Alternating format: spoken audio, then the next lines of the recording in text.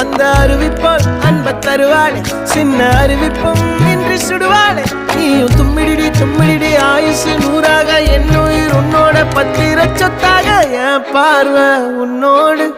உன் பொம்மை கண்ணோடு பேசாமல் விண்ணோடு நாம் மிதந்து போவோம் காதாரா அடியானாலும் நான் தாங்க மாறோடு